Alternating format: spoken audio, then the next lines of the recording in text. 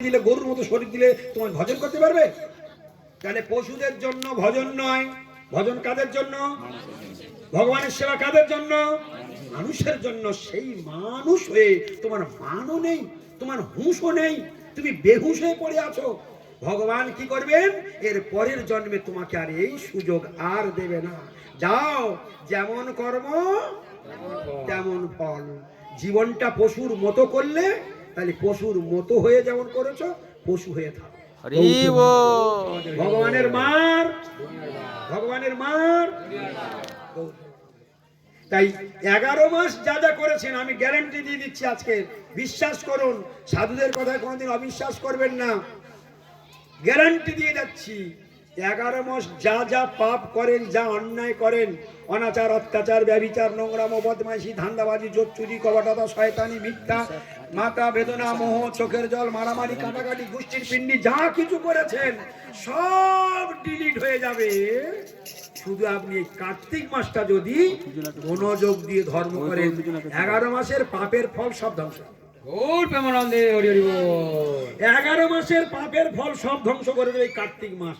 তাহলে কার্তিক মাস যে কোনো সাধারণ মাস নয়, এটা আজকের অন্তত একটু হলেও টের পাওয়া যাচ্ছে, বুঝতে পারলেন? আর এই মাসে কি মাস? অফারের মাস। কি বলেছি? অফারের মাস, নিশ্চয়ই বোঝেন। পয়লা অঘ্রাণে এই অফার থাকবে।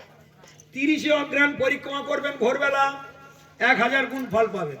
পয়লা অঘ্রাণ গিয়ে ভোরবেলা পরিক্রমা করবেন, একবার ফল পাবেন। একটা পরিক্রমার একটা ফল। আর কার্তিক মাসের যে কোনো দিনে পরিক্রমা করলে 1000 ফল। তাহলে কার্তিক মাসের কোন দিনটা অবহেলা করা উচিত, কোন দিনটা ঘুমিয়ে কাটা উচিত, কোন দিনটা অলসতা করা উচিত, আর কোন দিনটা সেবা করা উচিত? কার্তিক মাসের কোন কোন দিন অলসতা করা উচিত? তোমার সব বোবা হয়ে গেল। যা, হ্যাঁ, কার্তিক মাসের কোন দিনটা অবহেলা করা উচিত? তাহলে আমরা সেই ভুল করেছি কি না? তাহলে অন্যায় করেছি। বলে কেন করেছি?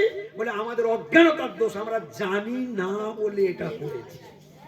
তাই গ্রাম শুদ্ধ লোকের যারা যারা কালকের থেকে আর 8 দিন টাইম আছে, পুরুষ ভক্তগণ, মহিলা ভক্তগণ, গ্রামের শ্রদ্ধালু সব কালকের আরো বিপুল পরিমাণে বেড়ে যাবে। আমি যে গ্রামে যাচ্ছি সেই গ্রামে নতুন করে যারা যারা করতো না পরিক্রমা, সে গ্রামে সব পরিক্রমা শুরু হয়ে যাচ্ছে। 4খানা গ্রাম গিয়ে পরিক্রমা আরম্ভ করে দিয়েছে। যেখান থেকে শুরু, যেখান থেকে গিয়ে সেখান থেকে পরিক্রমা আরম্ভ করে দিয়েছে। তারা পরিক্রমা করছে, ফোনে খবর দিচ্ছে, প্রভু প্রথম দিন 20 জন, তারপরের দিনে 30 জন, তারপর দিন 50 জন, তারপর দিনে 60 জন, সব পরিক্রমা বাড়ছে। আচ্ছা, এই যদি গিয়ে ঢিলটা না মারা হতো, সব কটা ঘুমিয়ে কাটাতো। কি ঠিক কিনা? এই যে আমি এখানে এসেছি, ভগবান আমাকে এখানে নিয়ে এসেছে আপনাদের দ্বারা, এখানে যে এনেছেন, এই মুখ থেকে যে কথাগুলো বের করছে ভগবান বলাচ্ছে, আমার বলার কোনো শক্তি নেই। তিনি কৃপা করে বলিয়ে আপনাদের কৃপা করে আপনাদের পরিক্রমা করিয়ে নিচ্ছে। ওরে সর্বনাশ করিস না রে, কর কর কর, একটু কর, একটু কর। যেমন বাবা মা বলে, এ বাবা একটু পড় পড়, পরীক্ষা এসে গেছে, একটু পড় বাবা, পড় পড়, পরীক্ষার পরে একটু যা করিস করবি। এখন কি বাবা মা বলে না? বাবা মা বলে কি না? পরীক্ষা এসে গেছে, পড় পড়, পরীক্ষা হয়ে গেলে তারপর যদি একটু শুয়ে ঘুমায়, থাক, পরীক্ষা হয়ে গেছে, ঘুমাচ্ছে, ঘুমা। তা কার্তিক মাসটা এইরকম ঘুমানোর মাস নয়, অলসতা করার মাস নয়। তাহলে এই মাসে কি কি খেতে হবে? কালকের থেকে কি কি খাবেন? আচ্ছা, কার কার মনে বল আসছে কালকের 8টা দিন আতপ চাল খাবো? কার কার মনে বল আসছে? হাত তুলুন দেখি। ও বাবা, এত সোজা! 8টা দিন মানে খুব কম নয়, অনেক বড়। আরে ধক ধরতে হয় ধর্ম করতে গেলে মনের মধ্যে।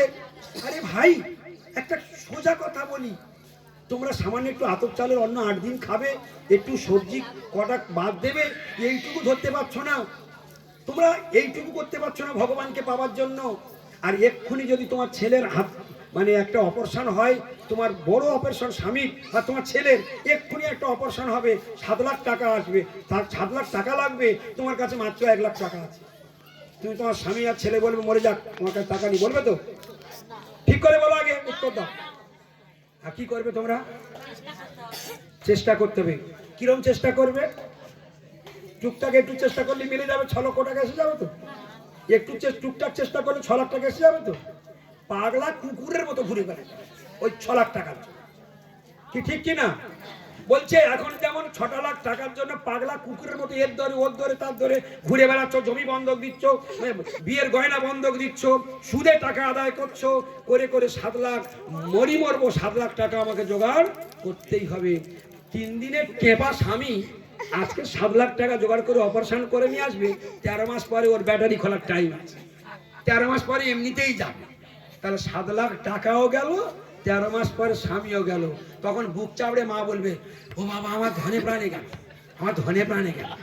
কি ও মরে যাওয়ার 4 বছর পর্যন্ত সেই 7 লাখ টাকা সুদ গুনে যাচ্ছে, ছেড়ে দেবে লোকে? বলে এই জন্য ভগবানের মার আমার জন্য এরা একটুখানি আতপ চাল খাবে, না খেয়ে থাকতে বলা হয়নি, একটু আতপ চাল খেতে বলা হয়েছে। গায়ে 70 ডিগ্রি জ্বর এসে গেছে।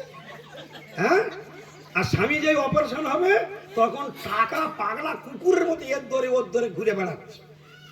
ভগবানের মার বলে আমার জন্য করবে না, কি আমি তোমার পার্মানেন্ট, আমি ছিলাম, আমি আছি, আমি তোমার থাকবো। তুমি স্বামী স্বামী করছো, তুমি স্বামীটা কোথায় পেয়েছো? আমি দিয়েছি স্বামী, কৃষ্ণ বলছে স্বামীটাকে আমি দিয়েছি। তুমি যে তোমার স্বামীকে ভালোবেসে সুখ পাও, তোমার স্বামী যে তোমাকে ভালোবেসে সুখ পায়, কই? আমি তোমাদের দুজনের ভিতরে বসে আছি, তাই তোমাদের বডিটা চেতনা আছে, বডিটা চেতন সম্পন্ন হয়ে আছে। আমি যে শরীর থেকে বেরিয়ে যাব সঙ্গে সঙ্গে বডি অচেতন হয়ে যাবে, আর বডি অচেতন হয়ে গেলে তোমার সব সব জানলা দিয়ে পালিয়ে যাবে, আর কোনো সুখ থাকবে না। তাহলে মূল বস্তু কে? আনন্দের উৎস কে? আনন্দের উৎস একমাত্র ভগবান শ্রীকৃষ্ণ। বলে বলে ভগবান শ্রীকৃষ্ণচন্দ্র কি জয়, কৃষ্ণ কানাইয়ালাল ভগবান কি জয়। জয়গান যদি করতে হয় তার গুণগান করো, সেই তোমার শরীরকে চেতন রেখে দিয়েছে। আজকে এখানে বসে পাঠ শুনতে পাচ্ছ, এই যে আমার এই যে মুখ থেকে যে কথাগুলো শব্দগুলো বের হচ্ছে, উনি এখানে বসে আছে বলে শব্দ বের হচ্ছে, আর আপনাদের স্পিকারের মধ্যে দিয়ে ঢুকছে, শুধু উনি ওখানে হৃদয়ে বসে আছে বলে ঢুকছে, এই কথাগুলো শব্দগুলো কানের মধ্যে প্রবেশ করছে। তাহলে বলছে কে? কৃষ্ণ। শুনছে কে? কৃষ্ণ। ভালো করে বিচার করুন, তলিয়ে দেখুন একটু। তাহলে বলছে কে? কৃষ্ণ। শুনছে কে? কৃষ্ণ। বলাচ্ছে কৃষ্ণ, শোনাচ্ছেও কৃষ্ণ, বলছেও কৃষ্ণ, শুনছেও কৃষ্ণ। এতটা দূর পর্যন্ত তলিয়ে দেখতে হয়।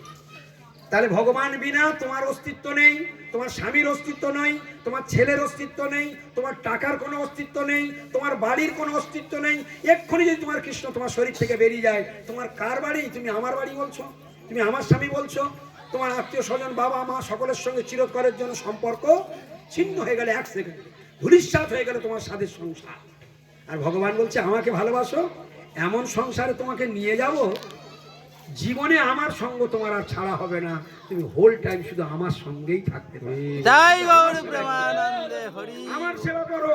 ভগবান বলছেন আমার সেবা যদি কেউ অল্প পরিমাণেও করে, সেই সেবার ফল কোনোদিন নষ্ট হবে না, সেই সেবার ফল কোনোদিন কমে যাবে না, সেই সেবার জন্য তার বিশাল ভয় থেকে সুরক্ষা পাবে। এবং আমার সেবা করলে, 1 গুণ সেবা করলে আমি 100 গুণ, আমি কোটি গুণ, লক্ষ গুণ, কোটি গুণ তার ফল প্রদান করি। এবং শুধু তাই নয়, শেষকাল পর্যন্ত আমি আমার নিজেকে দিয়ে দিই, এবং শেষ পর্যন্ত আমার লোকে, আমি যেখানে থাকি আমার সঙ্গে লীলা সঙ্গী করে আমার লোকে তাকে বাস দিয়ে আমার আনন্দে, আমার লীলা আনন্দে তাদেরকে চিরকালের জন্য ডুবিয়ে রাখি। আর কোনোদিন দুঃখ জ্বালা অশান্তির সঙ্গে আর তার কোনোদিন দেখা হবে না।